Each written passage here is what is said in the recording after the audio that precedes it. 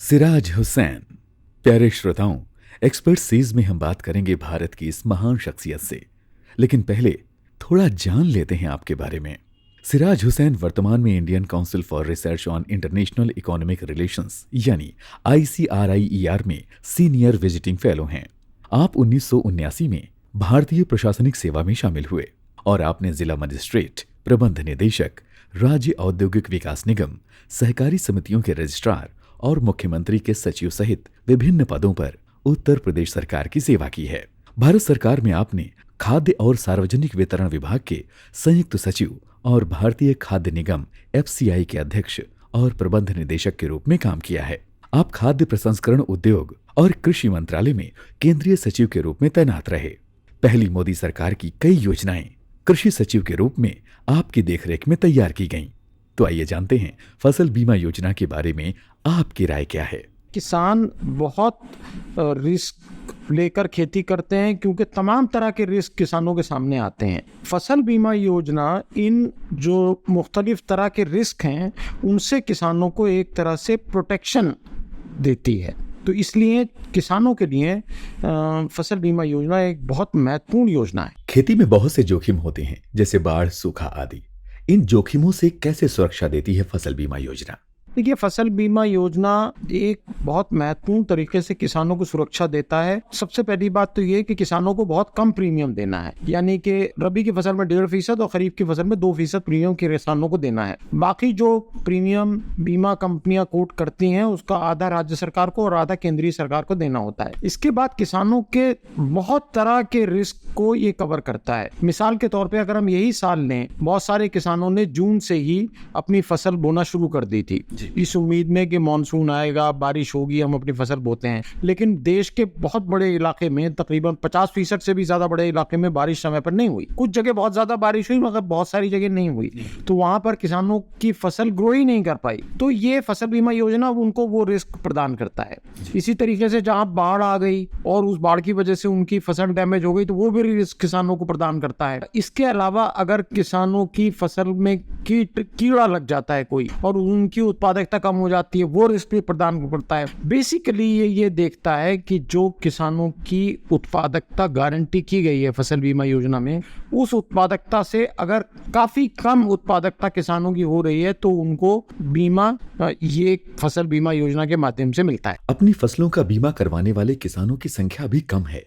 इसके पीछे क्या कारण है? देखिए, इसके पीछे एक बहुत बड़ी वजह यह है, पिछले कई सालों में जब ये योजना 2016 में शुरू हुई थी, उसके शुरू के सालों में कई राज्यों में किसानों की फसलों को नुकसान हुआ। उनकी उत्पादकता गारंटीड उत्पादकता तक नहीं पहुंची, लेकिन उसके बावजूद उन्हें बीमा की धनराशि मिलने में बहुत वक्त लगा। यानी कि अगर 6 महीने उनको लग गए और उनकी अगली फसल बोने का वक्त आ गया या अगली फसल कटने का वक्त आ गया तो किसानों को लगता है कि हमें बीमा कराने से क्या फायदा होगा। तो सबसे महत्वपूर्ण बात यह है कि किसानों को समय पर बीमा की धनराशि मिलनी चाहिए। और अब इस स्कीम में कई परिवर्तन पिछले 2-3 सालों में किए गए हैं और ये कोशिश की गई है कि किसानों को बीमा की धनराशि का एक बड़ा भाग जैसे ही नुकसान होता है वैसे ही उसके 15 दिन के अंदर अंदर मिल जाए। ऐसा प्रावधान हो चुका है और ये कोशिश भारत सरकार ने की है कि किसानों की फसल के नुकसान का एक प्रिलिमिनरी प्रारंभिक एक जांच करके उसका एक आकलन किया जाए और उस आकलन करने के बाद बीमा धनराशि का एक सर्टेन परसेंटेज 80% तक वो किसानों को भुगतान कर दिया जाए। फसल बीमा योजना किसानों की वित्तीय सुरक्षा और स्थिरता को सुनिश्चित करने में कैसे योगदान देती है, खासकर जलवायु परिवर्तन और अप्रत्याशित मौसम के संदर्भ में? देखिए, कई तरह के रिस्क को कवर करती है फसल बीमा योजना। बारिश के कम होने को कवर करती है, बारिश के ज़्यादा होने को कवर करती है, जैसा कि मैंने पहले कहा कि अगर कोई बीमारी लग जाती है उसको कवर करती है, और यहाँ तक कि जो जानवरों से नुकसान होता है उसको भी, फसलों को कई राज्यों में जानवरों से बहुत ज़्यादा नुकसान हो रहा है, रात भर वो अपनी फसल की सुरक्षा के लिए बैठे रहते हैं, तो उससे भी ये प्रदान करती है सुरक्षा। तो किसानों के लिए तो ये एक बहुत फायदे की योजना है। कुछ राज्य सरकारों को ये लगता था कि उनके ऊपर प्रीमियम का भार बहुत ज्यादा पड़ रहा है, इसलिए वो इस योजना में कुछ तब्दीली चाहते थे, जो कि भारत सरकार ने की है। और इस साल कई राज्यों में, महाराष्ट्र में, मध्य प्रदेश में, तमिलनाडु में, उत्तर प्रदेश में एक नई तरीके से योजना का स्वरूप देके कोशिश की गई है जिससे कि राज्य सरकारों पर भी प्रीमियम सब्सिडी का भार कम हो जाए। कोई ऐसा उदाहरण है आपके पास में जिसमें आपने देखा हो जहां पर फसल बीमा योजना ने चुनौतीपूर्ण समय के दौरान किसानों को समर्थन देने में अपनी भूमिका निभाई हो? देखिए, सबसे अच्छी जो इसकी मिसाल है वो 2021 में महाराष्ट्र में जो सोयाबीन के किसान थे, उन्होंने अपनी फसल काट ली, फसल काट के खेतों में रख ली। अभी फसल को वो हटा नहीं सके थे खेतों से, तो बहुत ज़्यादा ओला पड़ गया, बहुत ज़्यादा बारिश पड़ गई। सितंबर के महीने में मानसून खत्म हो चुका था, उसके बाद भी बहुत ज़्यादा बारिश पड़ी और किसानों की फसल का बहुत ज़्यादा नुकसान हुआ। वो साल ऐसा था कि किसानों के लिए बहुत ही मुश्किल और दिक्कत तलब साल था। तो उस साल राज्य सरकारें, भारत सरकार और बीमा कंपनियां आगे आई और उन्होंने किसानों को बहुत बड़ी तादाद में, यानी कि 20 लाख किसानों को महाराष्ट्र में फसल बीमा योजना के तहत बीमा की धनराशि प्राप्त हुई। इसके अलावा भी कई मिसालें हैं छत्तीसगढ़ में, तमिलनाडु में, मध्य प्रदेश में, जहां किसानों को इस योजना की वजह से बहुत ज्यादा नुकसान नहीं सहना पड़ा। किसानों को फसल बीमा करवाते समय कौन कौन सी बातों को ध्यान में रखना चाहिए? वो कौन से कारण है जिनको ध्यान में रखा जाए तो उनका नुकसान कम से कम हो? देखिए, सबसे महत्वपूर्ण चीज ये है कि किसान अपनी फसल जो वहां लगा रहे हैं उसको सही सही घोषित करें।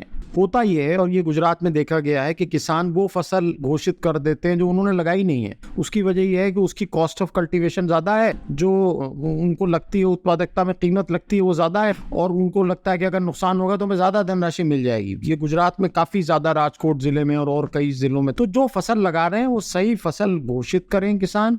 और इसके अलावा अब तो इसको ऑप्शनल कर दिया गया है, तो ज्यादा से ज्यादा किसान, इनको ये चाहिए कि अगर वो बैंकों से कर्जा नहीं भी ले रहे हैं तो भी वो अपनी फसलों को बीमा कराएं। बहुत सारे किसानों ने कृषि ऋण लिया होता है अपनी फसलों के लिए, लेकिन उन्हें ये नहीं पता होता है कि इस ऋण के जरिए उनकी फसल बीमित हो चुकी है।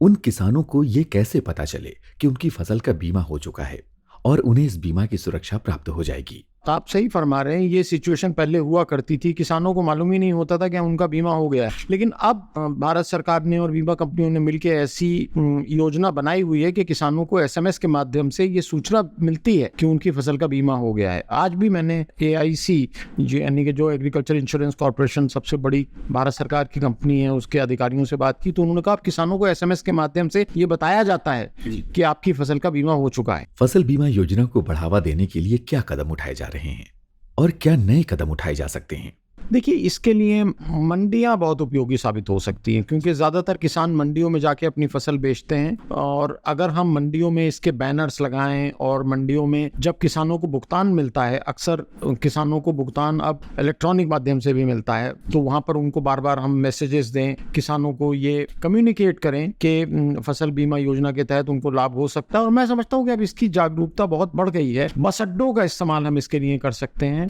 और रेलवे स्टेशन का इस्तेमाल हम इसके लिए कर सकते हैं। हम देखते हैं कि निजी कंपनियां अपनी जो बहुत उपयोगी चीजें नहीं भी हैं उनका भी बहुत पब्लिसिटी करती हैं। तो इसकी पब्लिसिटी बहुत अच्छी बात है कि भारत सरकार और इंश्योरेंस कंपनी कर रही हैं। अगर इन जगहों पर ज्यादा पब्लिसिटी होगी जहां पर किसान लोग या ग्रामीण क्षेत्र के लोग जाते हैं तो बहुत अच्छा होगा। और मैं समझता हूं कि स्कूलों में भी इसके बोर्ड लगने चाहिए, जिससे कि जो स्कूल में बच्चे जा रहे हैं उनको इसके बारे में मालूम हो, तो वो अपने वालिदैन को इसके बारे में बता सकें। फसल बीमा योजना और किसानों को लेकर आप क्या कहना चाहेंगे? देखिए, ये किसानों के लिए एक बहुत उपयोगी योजना है और इस योजना में कई परिवर्तन इस तरह के किए गए हैं जो किसानों के हित में है। तो हम ये कहना चाहेंगे कि सभी किसानों को चाहिए, खास तौर से छोटे किसानों को ये चाहिए कि वो अपनी फसल का बीमा कराएं और ये कोशिश करें कि अगर नुकसान होता है किसी वजह से, बाढ़ की वजह से, सूखे की वजह से, तो जल्दी से जल्दी वो अपने कृषि अधिकारी के यहाँ या ब्लॉक में उसकी सूचना दें, जिससे कि बहुत